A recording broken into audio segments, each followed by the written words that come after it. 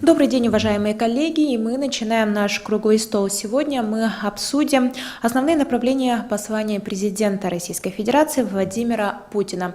И я рада представить наших сегодняшних экспертов. Вячеслав Петрович Алексеев, член Общественной палаты Российской Федерации, Валерий Алексеевич Лютый, руководитель регионального исполкома регионального отделения общероссийского общественного движения «Народный фронт за Россию» в Республике Саха-Якутия, народный депутат Республики Саха-Якутия. Дарья Ивановна Назарова, глава муниципального образования Харанский наслег муниципального района Мегино-Кангаласского района.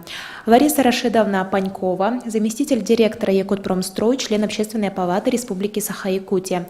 Василий Анатольевич Попов, руководитель Якутского регионального отделения Всероссийской общественной организации «Молодая гвардия Единой России». Аркадий Анатольевич Семенов, директор природного парка Ленские столбы. Владимир Ильич Чичигинаров, председатель постоянного комитета Государственного собрания ИОТУМЭН Республики Саха-Якутия по здравоохранению, социальной защите, труду и занятости. Также во время круглого стола у нас будут подключения с районами нашей республики. Послушаем людей на местах, какие вопросы их волнуют и какие основные моменты в послании президента наиболее актуальны на местах. В рамках сегодняшнего круглого стола, конечно же, мы не успеем обсудить все направления и моменты, на которые заострил внимание Владимир Владимирович, но постараемся остановиться на наиболее актуальных именно для нашей республики.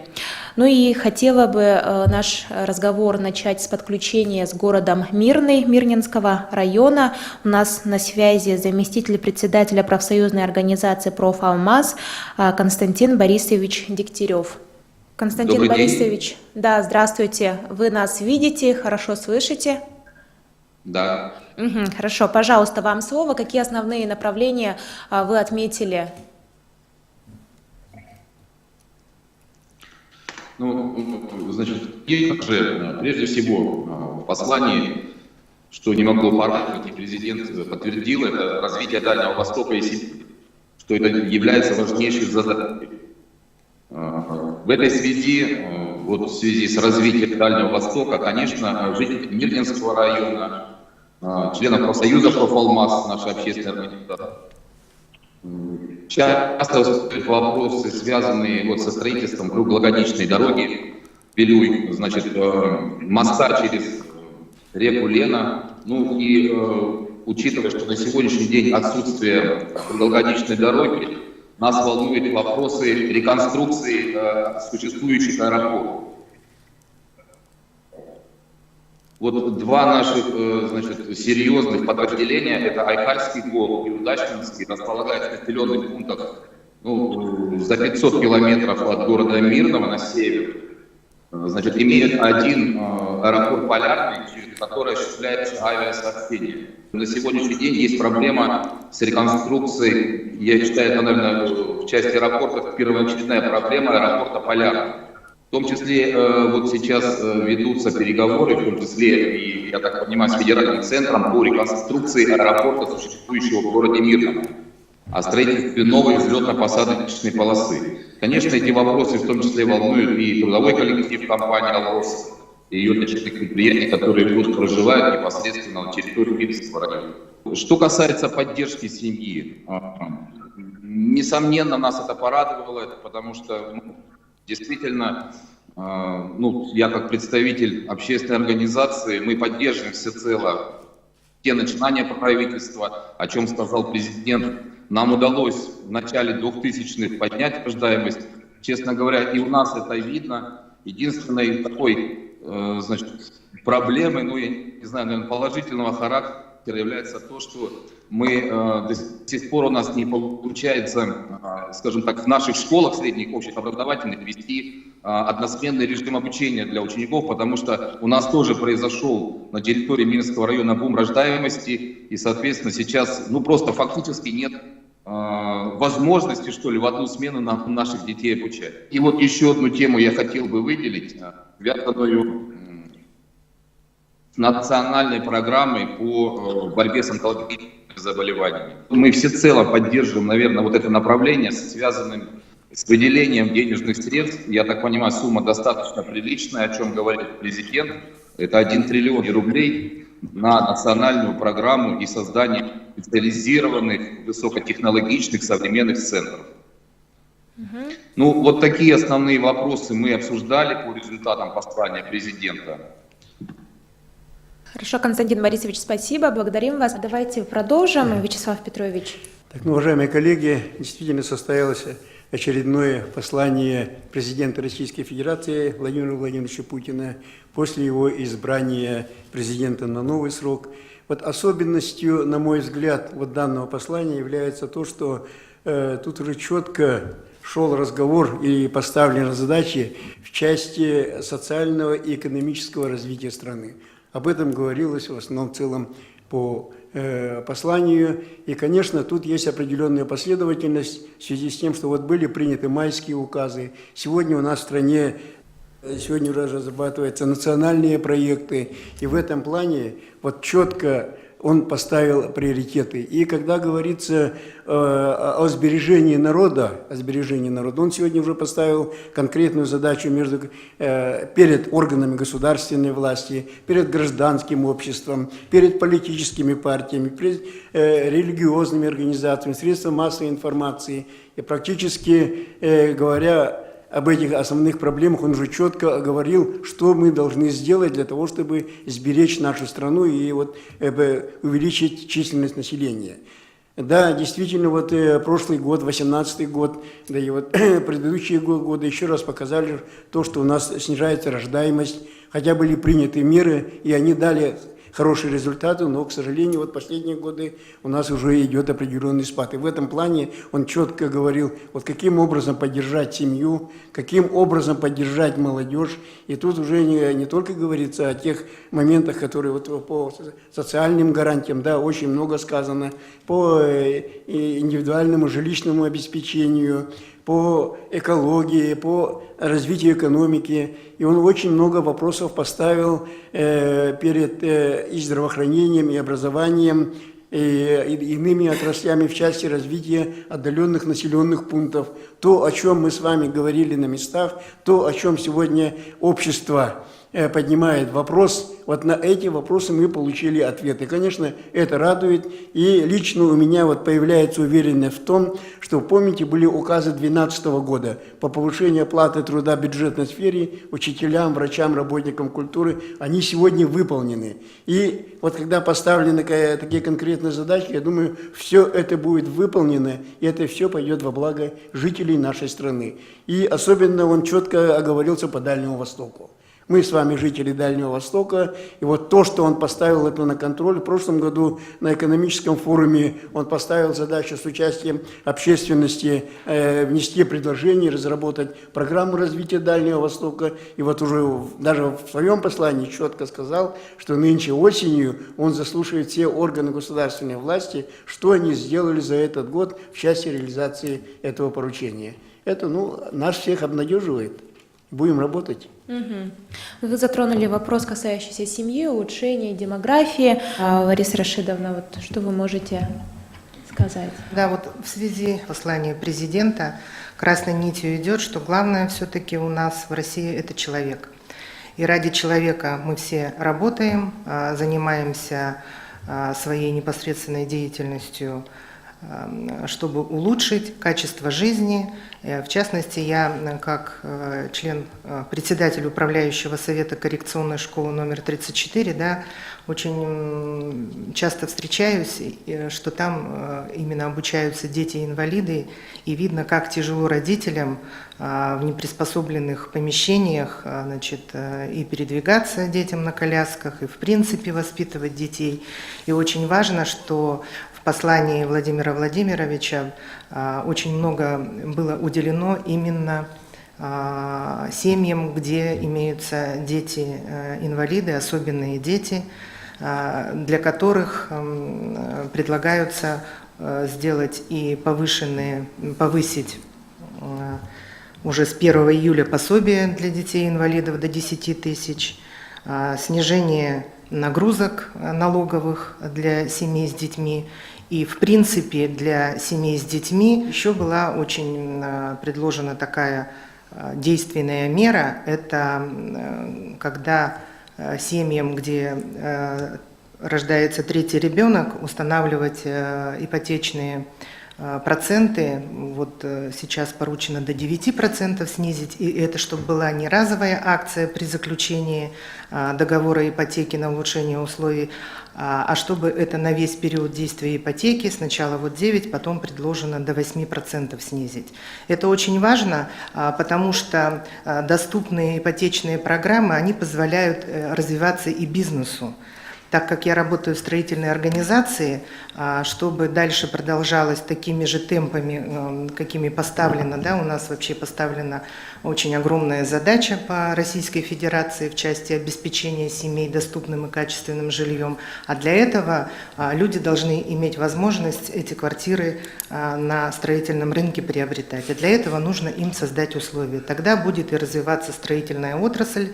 И в частности здесь, так как строительство относится к бизнесу, также в послании было отмечено снизить и налоговые нагрузки на бизнес, и очень большой такой момент – это привести нормативно-правовую базу контролирующих органов в соответствии к 2021 году, убрать из нормативно-правовой базы устаревшие. У нас, допустим, есть налоговый кодекс, а к нему очень много идет всяких пояснительных писем, и непонятно, одни, значит, с другими входят в противоречие. И иногда часто бизнесу просто нужно очень большие усилия прилагать, чтобы что-то доказать. Вот Владимир Владимирович поставил задачу к 2021 году устранить все противоречия в нормативно-правовой базе. Я думаю, это очень важно для развития бизнеса. Но также была поставлена задача решать вопрос демографического положения. Вот, Василий Анатольевич, что вы можете? Добрый день, уважаемые коллеги. Имея большой опыт работы именно со студентами, которые являются членами многодетных семей, хочу отметить очень хорошие положительные моменты в послании нашего президента. Это, конечно же, речь идет о увеличении количества получателей выплат и пособий на детей, семьи которых получают доходы ниже полуторного размера прожиточного минимума. Президент Владимир Путин предложил увеличить вот этот ценз доходов семьи до 2 размеров прожиточного размера, что для Якутии, для первой зоны составит 34 022 рубля, и для второй зоны составит 27 152 рубля. Это значительно увеличит. В целом по стране это увеличит в 1,5 раза количество получателей. В Якутии, я думаю, это увеличение будет больше. Имея опыт распределения фонда социальной защиты обучающихся среди университета, оказывая совместно с руководством университета у нас выплаты студентам и осуществляя деятельность в рамках молодой гвардии, мы очень отмечаем то, что студенты и молодежь, которые являются представителями малообеспеченных семей, они очень активны, они хорошо входят в общественное объединение, они не боятся высказывать свое мнение, они работают на каких-то подработках. И все это было отмечено главой нашего государства в своем послании. Он определил молодежь как конкурентное преимущество Российской Федерации и на международной арене, и в решении внутригосударственных проблем. И, конечно же, в целом хотелось бы отметить то, что мы очень рады были выслушать в послании решение по частичной оплате со стороны государства ипотечного кредитования. То есть семьи, у которых будет 3, и на каждого последующего ребенка будет уменьшаться размер ипотечного кредита на 450 000 рублей. Это значительная поддержка, особенно при выборе аннуитетного платежа, когда можно уменьшить уже на начальных стадиях размер ежемесячной оплаты ипотеки. И вот здесь особое внимание, что речь идет о ипотечных кредитах где-то с 1 января этого года. То есть будет произведен перерасчет. Вот эти моменты особо положительно были приняты нами. Но когда мы говорим о демографии, то мы касаемся вопроса повышения качества жизни. Вот, Дарья Ивановна, что можно сделать на местах, в муниципалитетах, чтобы повысить рождаемость, чтобы молодежь туда тянулась? Как вы думаете? Ежегодное послание нашего президента федеральному собранию началась с национальных проектов. Действительно, это приоритетные проекты, это касающиеся развития всех наших муниципалитетов. Это и образование, здравоохранение, культура, экология, экономика. Ну, всего 12 проектов мы знаем, да? И вот развитие этих проектов, это, как наш президент сказал, должен затронуть всех субъектов федерации и всех муниципалитетов. Вот 2 недели назад в нашем поселении было открытие нового квартала. Это по федеральной программе, где открылся детский сад на 90 мест, построена уличная дорожная сеть на 4,5 километра с твердым покрытием и построена блок-модульная газовая котельная. И вот с этим кварталом мы связываем наше развитие нашего села. Если раньше у нас не было ни одного километра, ни одного метра капитального строительства дороги, да, то сейчас уже вот асфальтированная дорога 4,5 километра в нашем поселении. Так, и 204, в данное время у нас 364 ламп уличного освещения. Это тоже развитие. Вот в нашем квартале сейчас проживает только одна молодежь, и которые, мне кажется, вот условия жизни, да, сравним с городским, потому что там благоустроенные дома, дорога, газификация. Поэтому, если, как вот президент говорит, от нас требует, чтобы мы, муниципалитеты, вот исполнительная власть, не должны сидеть, а должны действовать, чтобы улучшить качество жизни. Если мы будем работать, и каждый глава, каждый руководитель будет стараться, то мы, наверное, достигнем. И Владимир Владимирович сказал, что в этом году будет должны смотреть первые результаты национальных проектов. Итоги будут подведены. И надеемся, что эти итоги будут в нашей республике самые положительные. Спасибо. Владимир Ильич. Добрый день, уважаемые участники круглого стола. Мне, как председателю постоянного комитета по здравоохранению, социальной защите, труду и занятости, и как руководителю фракции партии «Единая Россия» в Государственном собрании Илтумен, очень отрадно и очень важно, и в том числе в той же мере и ответственно то, что вот это послание, оно носит более социальный характер. И я бы хотел отметить первое, это борьба с бедностью. У нас эта проблема в нашей республике тоже актуальная стоит. Мы к 2024 году должны сократить 2 раза. В этом направлении, конечно, дальше больше нужно продолжать работу, активизировать, увеличивать доходы каждой семьи. По здравоохранению, конечно, отмечено то, что есть проблемы и в нашей республике, где очень большие расстояния, задача поставлена, чтобы к 2020 году доступность качественной медицинской помощи довести до каждого населенного пункта. Также поставлена задача по бережливой поликлинике, по бережливым технологиям в наших медицинских учреждениях. Бережливая поликлиника – это повышение эффективности работы каждой врачебной амбулатории, в фельдшерско-акушерском пункте, в поликлинике, и по снижению очередности, по ускорению осмотра и так далее. Поэтому эта задача тоже очень актуальная, важная, и мы совместно по этому направлению будем работать.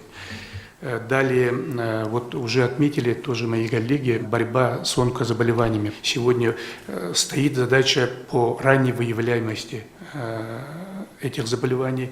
На первых стадиях практически сегодня эффективность лечения уже доходит и в нашей республике до 90%. Поэтому перед обществом, перед, конечно, медицинскими организациями эта задача стоит остро. И далее вот паллиативная помощь. Это помощь тем, которые уже, ну скажем, 4-я стадия, 3-я стадия, но им тоже вот закон должны принять по помощи, по оказанию помощи именно вот категории людей, которые вот отнесены к данной категории. И за принятие закона о паллиативной помощи, конечно, как раз-то и будет способствовать вот как раз внедрению вот этой помощи, вот этой системы в нашем здравоохранении. Спасибо. Также по теме здравоохранения мы подключимся сейчас с Булунским районом.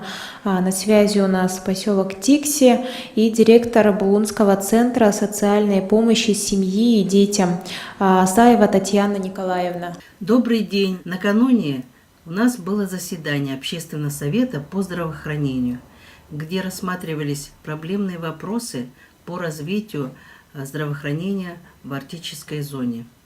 И одной из основных проблем было высказано о нехватке кадров врачей у нас в Булунском районе, ну и в Арктике в целом.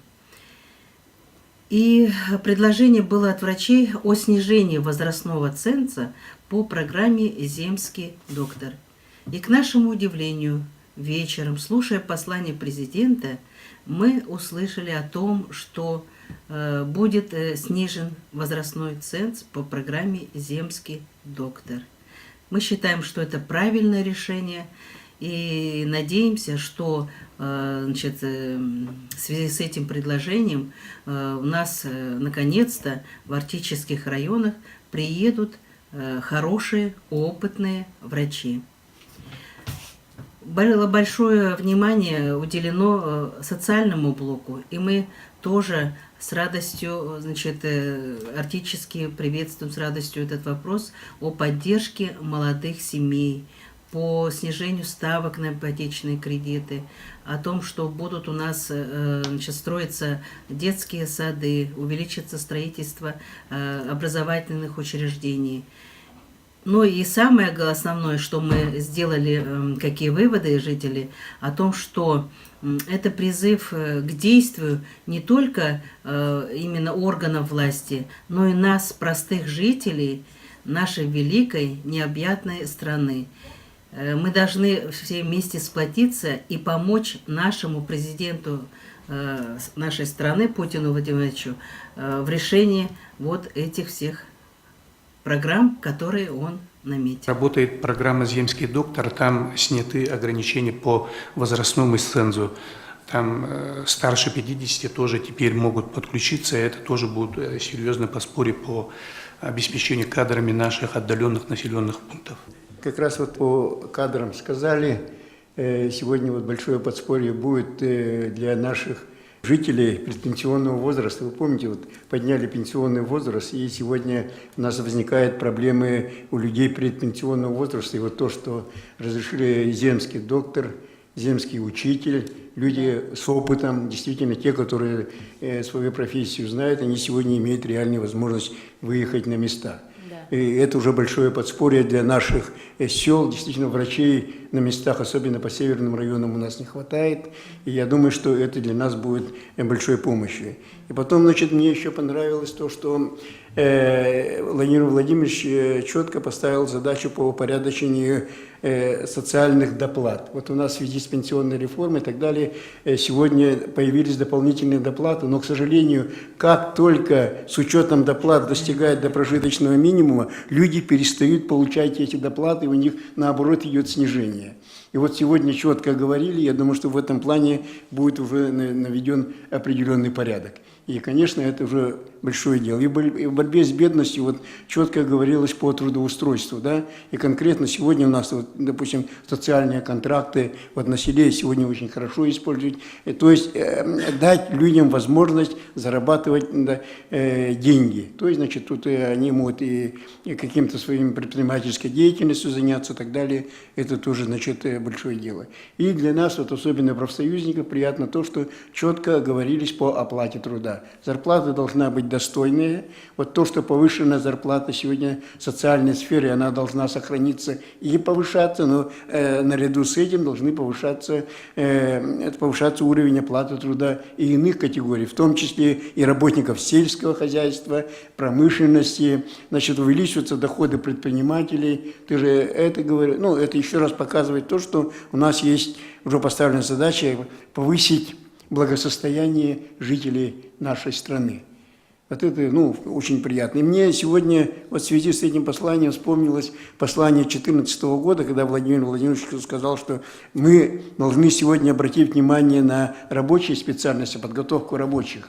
И вот то, что в этом году у нас будет уже проводить чемпионат по рабочим специальностям, WorldSkills, это говорит о том, что вот наша страна уже выполнила вот то послание, в котором были поставлены задачи поднять подготовку рабочих специалистов до мирового уровня. И вот надеемся, что у нас итоги этого года еще раз покажут, насколько мы повернулись лицом к рабочему классу. Коротко добавлю. Все выступающие единогласно подчеркнули, что обращение и послание президента на 90 примерно 5% было направлено на внутренние проблемы страны, и они социальной направленности.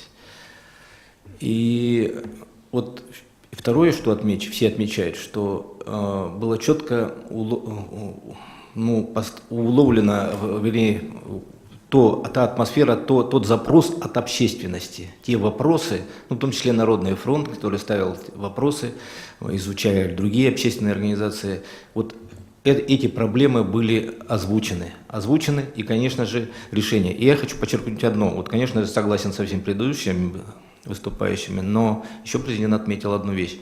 Он сказал, те чиновники, которые не готовы это решать, они или должны уйти, или они должны знать, что будет с них спрос. Они должны будут отчитаться о той проделанной работе и тех вопросах, тех задачах, которые поставлены. Потому что мы знаем, что мы, как знаменитый человек один говорил, да,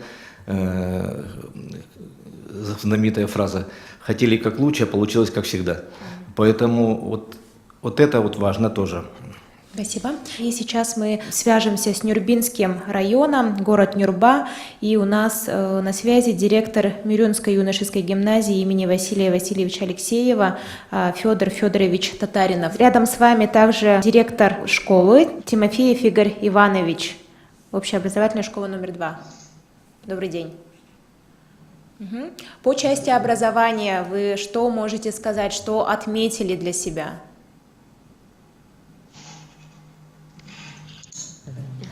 Добрый день, еще раз. Я в городе на Палестинской Олимпиаде. По посланию президента Федерального собрания в сфере образования я бы хотел отметить вот задачу, поставленную президентом, что в 2021 года все школы должны подключиться по скоростному интернету. Требование должно быть от минимум 50-100 Мбит в секунду. И вот эта задача, она соответствует Республике социально-экономического развития и является одной из приоритетных задач нашим главой Алексеем Сергеевичем. И выполнение этой задачи с 2021 года даст импульс для решения наших проблем, труднодоступных для сел Африки и Севера, и создаст условия для наших детей стать конкурентоспособными в современном мире, также создавать и возможность и стать успешными в этой жизни. Вот, спасибо.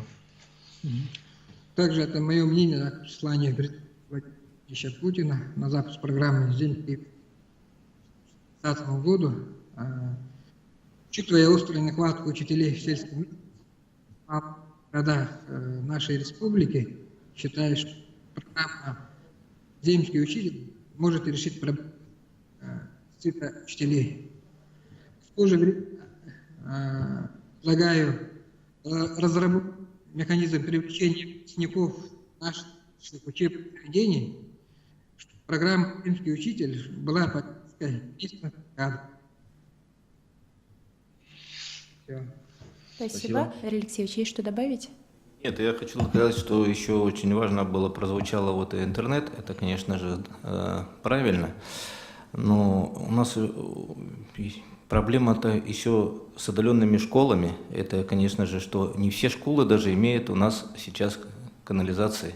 Вот эти вопросы, что обязательно президент сказал, нужно решить в кратчайшие сроки. Действительно, поставленная президентом России задача по проведению высокоскоростного интернета в школах – это не просто очень важно для проведения различных образовательных мероприятий, для проведения подключения к видеоконференц-связи и так далее. Да? Здесь необходимо отмечать то, что наши школьники очень сильно ограничены в возможностях участия во всероссийских и международных мероприятиях. Стоимость проезда до центральных городов, центров проведения таких мероприятий ужасающе высокая для среднестатистической якутской семьи. И эти проблемы мы поднимали на различных форумах, семинарах. Сейчас к решению этой проблемы организатор подходит с другой стороны. Подразумевается цифровое участие, заочное участие. И вот очень популярные олимпиады для школьников, студентов, вот я профессионал, да, там молодые профессионалы, WorldSkills, они все сейчас подразумевают заочное участие. Проведение высокого интернета в школах, как в объекты социокультурного взаимодействия, они в районах, это не только направленная на школьников, учителей. Этими высокоскоростными линиями смогут воспользоваться и другие центры. Это управление молодежи, это и врачебные какие-то организации.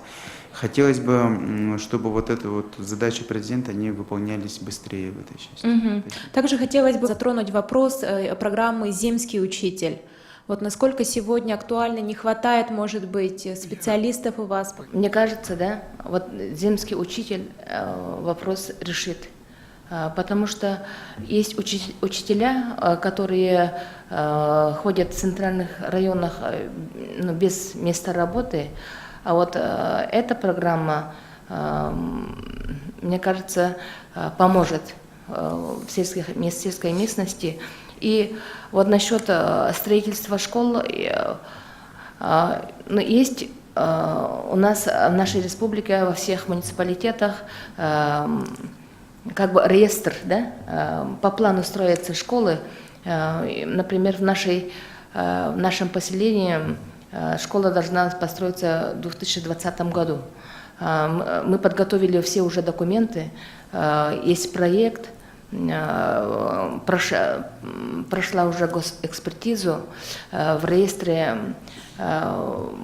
имеется, в госреестре уже есть типовых проектов наш проект, потому ждем очереди. Потому что в нашем поселении вот с 2000 года уже 500 человек прибавилось. Когда я пришла работать, было 1040 человек, сейчас 1551 человек. Поэтому необходимо строиться уже. Федор Федорович, Игорь Иванович, спасибо за связь, спасибо, что ответили на наши вопросы. Также у нас будет на связи Горный Улу, село Бердигостях, глава муниципального образования Горный район Никита Викторович Андреев. Здравствуйте. Добрый день. Никита Викторович, что вы для себя отметили? Мы для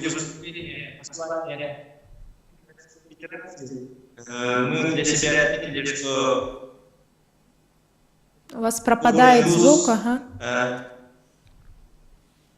с ногу со временем принимаем это и смысл послание соответствует нашего района. Прежде всего, я хотел бы отметить то, что даны конкретные поручения улучшению жилищных условий, продолжению программы устойчивого развития сельских территорий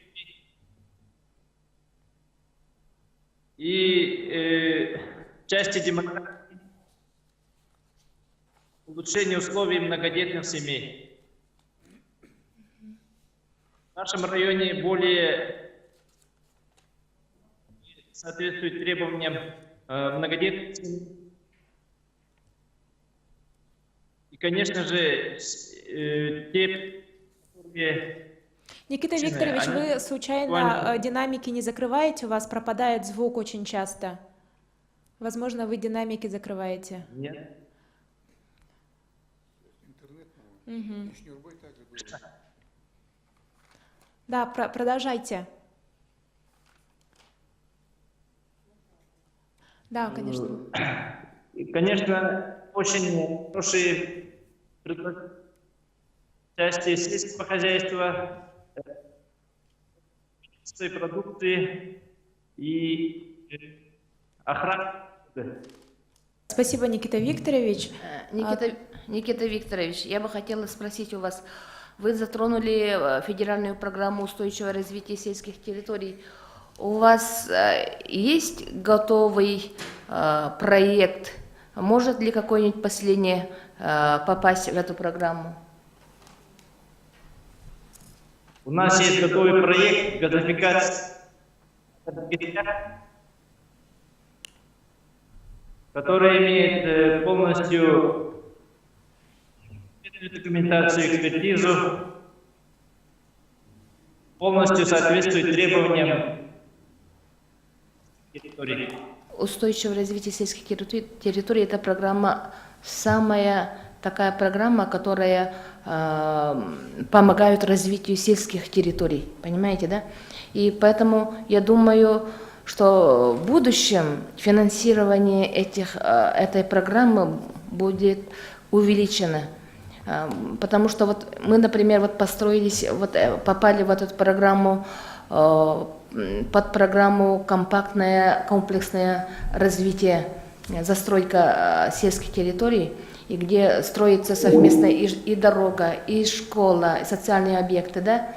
Поэтому мне бы хотелось, чтобы как можно больше поселений были готовы попасть в эту программу. И надеюсь, что будет увеличение. И, пользуясь случаем, хочу поблагодарить вот правительство Российской Федерации, Министерство сельского хозяйства Российской Федерации, что есть такая программа. И к этой программе вот наше правительство Республики Саха-Якутия уже 9 поселений включили в эту программу, и были улучшены условия сельчан. Спасибо. Спасибо. Ну, еще один из наиболее, на мой взгляд, важных вопросов, который затронул Владимир Владимирович, это вопросы экологии и борьбы с мусором. В ближайшие 2 года должно быть закрыто и рекультивировано 30 крупных проблемных свалок в черте городов, а за 6 лет и все остальные. Валерий Алексеевич, что вы можете сказать по состоянию по Якутску, по Якутии? Ну, во-первых, еще раз хочу подчеркнуть, что вот само послание, оно вот лично я отметил, это что даже нету попытки что-то там преуменьшить, скрыть что-то. Вот все проблемы самые, то есть бедность, все экология и так далее, все, вот что общество запрос есть, все было вот сказано, да. Ну, допустим, у нас, скажем, проблем еще больше, я бы так сказал, но ведь есть у нас еще другие национальные проекты, в том числе вот и ветхоаварийное жилье у нас носится, очень большая программа, очень нужная для людей. Что я отметил бы, вот прежде чем перейти к вашему вопросу, я отметил бы следующее, что вот для нас, мне кажется, важно подчеркнуть выступление, это снижение цен на газомоторное топливо. Это вопрос наисложнейший для нашей республики. Владимир Владимирович сказал, у нас же есть сжиженный газ, мы можем все это делать, все это должно быть стать доступно. И регионы должны обратить на это особое внимание. Ввиду того, что у нас территория республики большая, у нас же и электростанции работают до сих пор на дистопливе. У нас и население не везде может обеспечено доступностью газа и так далее, и так далее. Мы уже не говорим про двигатели и транспортную логистику. Это все проблема наша. Мы должны особое внимание на это обратить, предусмотреть средства и так далее. Теперь на ваш вопрос. Конечно же, что такое, в целом, что мы сейчас говорили, я бы обозначил одним словом, это качество жизни. И экология – это тоже качество жизни. А экология в городах – это не только комфортность, комфортность городская среда, но это еще и экология, это еще и мусор. И тут мне очень отрадно, или как правильно сказать, что Владимир Владимирович отметил работу Народного фронта, он сказал, что особое внимание властям отвлекаться на любые запросы, откликаться на любые призывы, тревоги активистов Общероссийского народного фронта, а на Общероссийском народном фронту взять на общественный контроль мусорную реформу. У нас эта проблема сейчас очень серьезная, и в том числе в республике. Мы знаем, что готовились мы к ней, проводили круглые столы, и даже Общероссийский народный фонд такое предложение, как вариант отложить, как в других регионах, мусорную реформу, ввиду того, что у нас не было четкого понимания и об объемах мусора, у нас не было четкого понимания по тарифам, у нас не было четкого понимания системы, самой схемы мусорной. Поэтому, мы, как говорится, приняли решение все-таки этим вопрос решать. Откладывать его можно, конечно же, до бесконечности. Владимир Владимирович правильно сказал, 100 лет мы не занимались этим, но когда-то начинать надо. Мы цивилизованная страна, и мусор, и как-то мы погрязли в мусоре и несанкционированных свалках. Поэтому было обозначено уже решение, сколько свалок закрыть. И какие объемы сейчас на переработки и так далее. И давайте поконкретнее, если сказать, что касается города Якутска, по мусорной реформе. Конечно же, те тревоги, которые мы на своих круглых столах поднимали, они и всплыли. То есть не обозначены не все не посчитаны точки мусорные. В частном секторе до сих пор не установлены и не изготовлены мусорные баки, которые должны в шаговой доступности не более 200 метров установлены быть.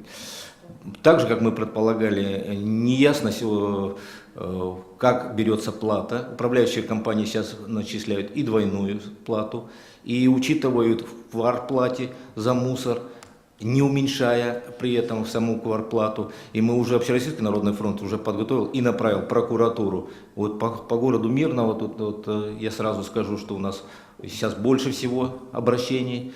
И мы будем вести мониторинг, мы будем смотреть эти счета, мы будем смотреть, как реализуется сама программа с выездом, рейды и так далее. Это все будет публиковаться. И я думаю, что общество должно знать, как эта реформа идет. Спасибо. Также у нас в этом году в нескольких регионах, в том числе и в нашей республике, будут открыты национальные парки. Аркадий Анатольевич. Добрый день. В целом, по посланию Владимира Владимировича Путина я тоже хотел бы немножко свое видение сказать. Я уже отмечал, что на самом деле, наверное, это лично в моем понимании одно, наверное, из лучших посланий, которое было за все это время. Скажу почему, потому что оно действительно направлено на решение внутренних проблем, как коллеги определили. И, конечно же, это для конкретных жителей всей страны. Что касается экологии, экология на самом деле это сегодня, если не стратегически, наверное, один из самых основных актуальных вопросов, не только у нас в республике, но и по всей стране. Поэтому здесь Владимир Владимирович Путин отметил конкретные направления, в том числе и по реализации мусорной реформы.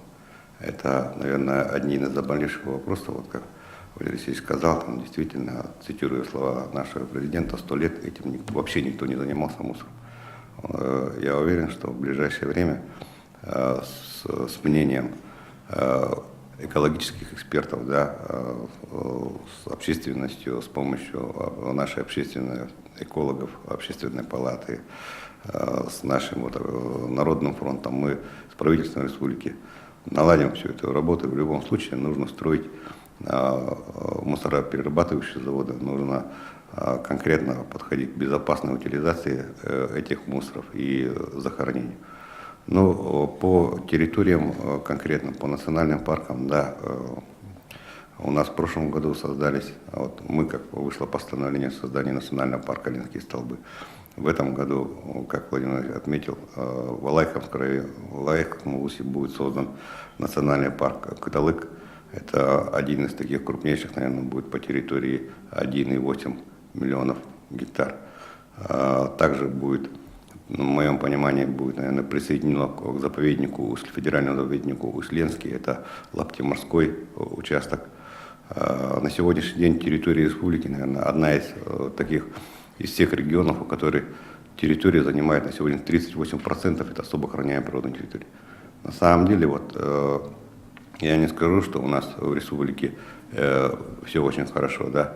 В свете последних аварий, навели вы все прекрасно в курсе, вы это муссировали, но все-таки ситуация, экологическая обстановка у нас в республике намного лучше, чем в таких других центральных регионах, где есть крупные производства. И в этом своем послании Владимир Путин конкретно дал поручение именно промышленным компаниям,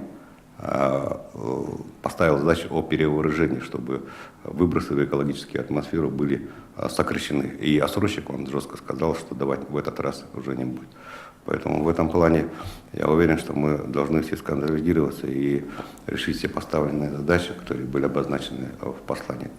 И еще хочу добавить, вот, мне особенно понравилось то, что вот, Владимир затронул не только вот вопросы экологии, да, но и экологически чистых продуктов. Я уверен, что вот наш регион, именно Дальний Восток, наша республика в этом плане имеет огромный потенциал. И на сегодняшний день, вот, воспользуюсь этим посланием, вот, наши предприниматели, которые производят, местные сельхозтоваропроизводители, они должны этим активно заниматься. На сегодняшний день от экологически чистых продуктов, от чистого питания, от конкретно вот, хорошей еды зависит и здоровье нации. И поэтому Владимир правильно отметил и подчеркнул это. Добавлю только очень коротко. Вы знаете, реформы должны быть не ради реформы, а ради, что ждут от нас люди, результат. И вот именно по мусорной реформе, вот через год любой человек вправе спросить: я плачу больше, а что изменилось? Покажите мне, отчитайтесь. И вот наша, наверное, общая задача не только муниципалитетов, но общая задача и как общественности, и как республиканской власти, и как министерств, ведомств и так далее, вот, сообща потом отчитаться и сказать, что да, вот сегодня на этом этапе, через год у нас получилось это и это, что мы, какие успехи есть и где у нас какие проблемы еще не решены. То есть это должна быть открытость. Спасибо. Уважаемые коллеги, благодарю вас за внимание, за ваше участие. Несомненно, мы еще будем в течение года не раз собираться по отдельным темам, будем их обсуждать. И еще раз благодарю за внимание и до встречи в эфире.